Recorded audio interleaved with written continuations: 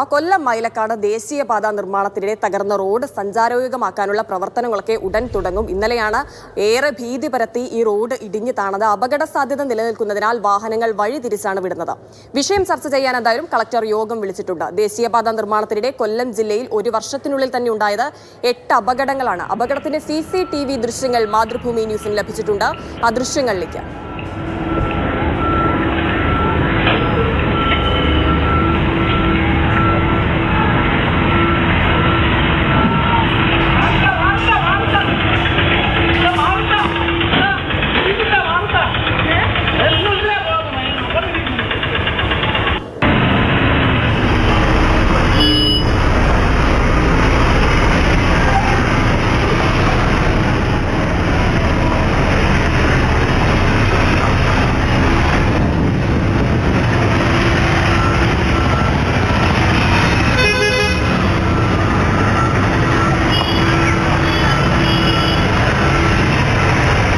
ദൃശ്യങ്ങളിൽ നിന്ന് തന്നെ അപകടത്തിന്റെ ഭീകരത എത്രത്തോളം വലുതാണെന്ന് നമുക്ക് മനസ്സിലാക്കാൻ കഴിയുന്നുണ്ട്. അത്ര വലിയ സംരക്ഷണ ഭിത്തി ഇടിഞ്ഞാൽ അത് റോഡിലേക്ക് പതിച്ചാൽ എത്ര വലിയ ഗർത്തം റോഡിൽ രൂപപ്പെടുമെന്നും അത് അതുവഴി പോകുന്ന യാത്രക്കാർക്ക് എത്ര വലിയ ബുദ്ധിമുട്ടുണ്ടാക്കുമെന്നും ഒക്കെ നമുക്കറിയാം. വലിയൊരു അപകടമാണ് തലനാരിഴക്കി രക്ഷപ്പെട്ടത് എന്ന് തന്നെ പറയേണ്ടിയിരിക്കുന്നു. കൂടുതൽ വിവരങ്ങൾ നൽകാനായി കണ്ണൻ നായർ ചേരുന്നുണ്ട്. കണ്ണൻ, മലപ്പുറം കൂരിയാടുണ്ടായതിന് സമാനമായ സംഭവം തന്നെയാണ് ഇപ്പോൾ ഇവിടെയും നടന്നിരിക്കുന്നത്.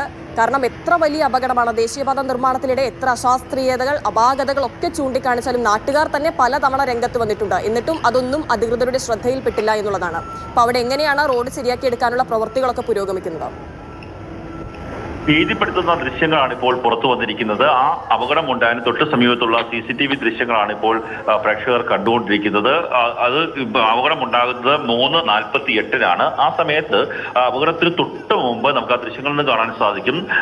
സ്കൂൾ ബസ്സുകൾ നിരന്തരമായി കടന്നു പോകുന്നുണ്ട്. സ്കൂൾ ബസ്സുകൾ കടന്നു പോകുന്നു, ഓട്ടോറിക്ഷ കടന്നു പോകുന്നുണ്ട്. ആ ഒരു ഓട്ടോറിക്ഷ പെട്ടെന്ന് ഓടിച്ച് വേഗത്തിൽ വെട്ടിച്ചു മാറ്റിയതിനാലാണ് ആ വലിയ ഗർത്തത്തിൽ വീഴാതെ പോയത്. അതിനുശേഷമാണ് വന്ന 3 കാറുകളും അതുപോലെ തന്നെ ഒരു സ്കൂൾ ബസ്സും അതിൽ അപകടത്തിൽപ്പെടുന്നത്. എന്തായാലും വലിയ ഒരു ദുരന്തത്തിന്റെ കാര്യമാണ് ഇപ്പോൾ, ആ ദൃശ്യങ്ങളാണ് ഇപ്പോൾ പുറത്തു വന്നിരിക്കുന്നത്.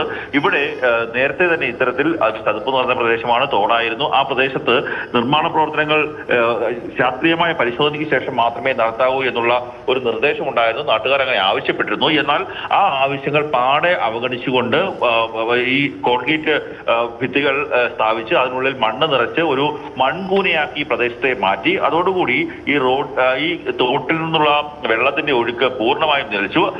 അങ്ങനെ നിലച്ചതിന്റെ ഭാഗമായിട്ടാണ് കൂടുതൽ സമ്മർദ്ദമുണ്ടാകുകയും റോഡ് ഒരു ഭാഗത്തേക്ക് പൂർണ്ണമായും ഈ മണ്ണിന്റെ ഘടനയടക്കം മാറ്റുന്ന തരത്തിലേക്കുള്ള ഒരു അപകടം ഉണ്ടാകുന്ന സ്ഥിതിയിലേക്ക് എത്തിയത്. എന്തായാലും ആ ദൃശ്യങ്ങൾ പേടിപ്പിക്കുന്ന ദൃശ്യങ്ങൾ തന്നെയാണ്. ആ ദൃശ്യങ്ങളാണ് ഇപ്പോൾ പുറത്തു വന്നിരിക്കുന്നത്. തീർച്ചയായും നമുക്ക് ആ ദൃശ്യങ്ങളിൽ നിന്ന് മനസ്സിലാക്കാൻ കഴിയും എത്ര വലിയ ഒരു അപകടമാണ്. എന്തോ ഭാഗ്യം കൊണ്ട് തെന്നി മാറിപ്പോയത്. കണ്ണൻ നായർ സൂചിപ്പിച്ചതുപോലെ തന്നെ സ്കൂൾ ബസ്സുകളൊക്കെ ആ സമയം അതുവഴി കടന്നു പോകുന്നുണ്ട്. റോഡിലുണ്ടായ വിള്ളൽ അത് എത്ര വലുതാണ് എന്ന് നമുക്ക് അതിൽ നിന്ന് മനസ്സിലാക്കാൻ കഴിയുന്നുണ്ട്. ആ CCTV ദൃശ്യങ്ങളിൽ തന്നെ വളരെ ക്ലിയർ ആയി കാണാൻ കഴിയുന്നുണ്ട് റോഡിലെ ആ വിള്ളൽ എന്നുള്ളതാണ്. സംരക്ഷണ ഭിത്തി റോഡിലേക്ക് ഇടിഞ്ഞാലുണ്ടാകുന്ന ആ ഒരു അപകടം, അതിൽ നിന്ന് എന്തുകൊണ്ടോ ഭാഗ്യത്തിന് മാത്രമാണ് അതുവഴി പോയ യാത്രക്കാർ രക്ഷപ്പെട്ടത്. ഇനി AK സ്റ്റെഫിൻ കൂടി അവിടെ നിന്ന് തുടരുന്നുണ്ട്. സ്റ്റെഫിൻ, വലിയൊരു അപകടം, പ്രത്യേകിച്ചും ആ നാട്ടുകാരെ സംബന്ധിച്ചിടത്തോളം ആയിരിക്കും കൂടുതൽ ആശങ്കയുണ്ടാകുക. നമുക്ക് ഈ ദൃശ്യങ്ങൾ കാണുമ്പോൾ തന്നെ വലിയ ഭീതി തോന്നുന്നുണ്ട്. അപ്പോൾ പ്രദേശവാസികൾക്കായിരിക്കും അതിനേക്കാൾ ഭീതി ഉണ്ടാവുക എന്നുള്ള കാര്യത്തിൽ യാതൊരു സംശയവുമില്ല.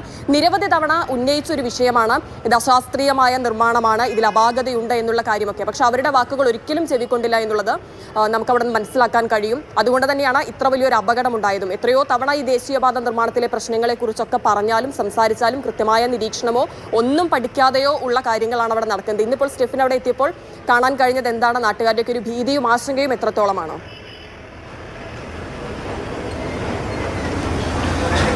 ഇപ്പോഴും ആശങ്ക ഒഴിഞ്ഞിട്ടില്ല എന്ന് തന്നെ പറയാം. കാരണം ഇപ്പോഴും പല പ്രതിസന്ധികൾ ഈ സ്ഥലത്ത് നിലനിൽക്കുകയാണ്. ഇനി ഏതായാലും ഈ മണ്ണ് മാറ്റുന്ന കാര്യങ്ങളിലേക്കൊക്കെയാണ് ഇപ്പോൾ പ്രവർത്തനം നീങ്ങുന്നത്. ഏതാണ്ട് 7 മണ്ണുമാന്തി യന്ത്രങ്ങൾ ഉപയോഗിച്ചുകൊണ്ടാണ് ഇപ്പോൾ ഇവിടെ പണി നടക്കുന്നത്. നമുക്ക് ദൃശ്യങ്ങൾ കാണാം. ആ പൊളിഞ്ഞ ആ ഭാഗത്ത് നിന്ന് ഏതാണ്ട് ഒരു 50 മീറ്ററോളം ഈ മേൽപ്പാലത്തിൻ്റെ ആ ഭാഗം വരെയുള്ള മണ്ണെല്ലാം തന്നെ മാറ്റി അതോടൊപ്പം ഓട പുനഃസ്ഥാപിക്കണം, അല്ലെങ്കിൽ മറ്റ് നിർമ്മാണ പ്രവർത്തനങ്ങളെല്ലാം നടത്തേണ്ടതുണ്ട്. അതൊക്കെ ഒന്നേന്ന് തുടങ്ങണം. എവിടെ നിന്നാണോ ഈ റോഡ് നിർമ്മാണം തുടങ്ങിയത് തുടങ്ങിയത് അത് വീണ്ടും ഇരട്ടിപ്പണിയായി എന്നുള്ളതാണ് ഏറെ എടുത്തു പറയേണ്ട കാര്യം. ഒപ്പം തന്നെ ഇതൊരു പാടമാണ്, ഈ രണ്ട് ഭാഗവും. ആ പാടത്ത് വെള്ളം ഒഴുകി പോകുന്ന ഒരു ചെറിയ തോടുണ്ട്.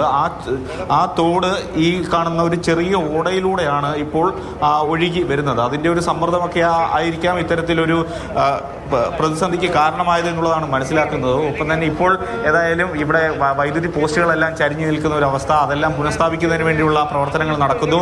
ആ ദൃശ്യങ്ങളിൽ കാണാം എത്രമാത്രം അപകടകരമായിട്ടാണ് ആ വൈദ്യുതി പോസ്റ്റ് നിൽക്കുന്നതെന്ന് പോലും നമുക്ക് കാണാൻ കഴിയും. ദേശീയപാത അതോറിറ്റിയുടെയും അതോടൊപ്പം ജനപ്രതിനിധികളും എല്ലാം തന്നെ ഇവിടെ എത്തിച്ചേർന്നിട്ടുണ്ട്. ദേശീയപാത അതോറിറ്റിയുടെ ഭാഗമായി ആളുകൾ ഇപ്പോൾ ഈ വൈദ്യുതി ബന്ധം പുനഃസ്ഥാപിക്കുന്നതിനും അതോടൊപ്പം തന്നെ റോഡിലെ മറ്റ് പ്രവർത്തനങ്ങൾക്കുമെല്ലാം ആണ് ഇപ്പോൾ കൂടുതൽ ശ്രദ്ധ നൽകുന്നത്. ഈ ഒരു ഭാഗത്തുണ്ടായിരുന്ന സുരക്ഷാ ഭിത്തി അതെല്ലാം ഇളക്കി മാറ്റി കൊണ്ടുപോവുകയാണ്. അതൊന്നും ഇനി പഴയ പടി പുനഃസ്ഥാപിക്കുന്നതിന് വേണ്ടി കഴിയില്ല. ഒപ്പം തന്നെ ഇവിടെ ഈ ഭാഗത്തെല്ലാം മണ്ണ് മാറ്റേണ്ടതുണ്ട്. ഇപ്പോൾ ഈ കാണുന്ന സ്ഥലത്തൊന്നും കാര്യമായ പ്രശ്നങ്ങൾ ഇനി ചരിഞ്ഞ് നിൽപ്പില്ലായിരുന്നു. പക്ഷേ അവിടെയും മണ്ണ് മാറ്റി ഇതെല്ലാം ഒന്നേന്ന് എടുത്ത് വീണ്ടും വെക്കേണ്ട ഒരു രീതിയിലേക്കാണ് കാര്യങ്ങൾ എത്തി നിൽക്കുന്നത്. ഏതായാലും ഇന്ന് രാവിലെ മുതൽ തന്നെ ദ്രുതഗതിയിൽ ഈ പണി നടക്കുന്നുണ്ട്. കൂടുതൽ തൊഴിലാളികളെ എല്ലാം ഇങ്ങോട്ടേക്ക് എത്തിച്ചു.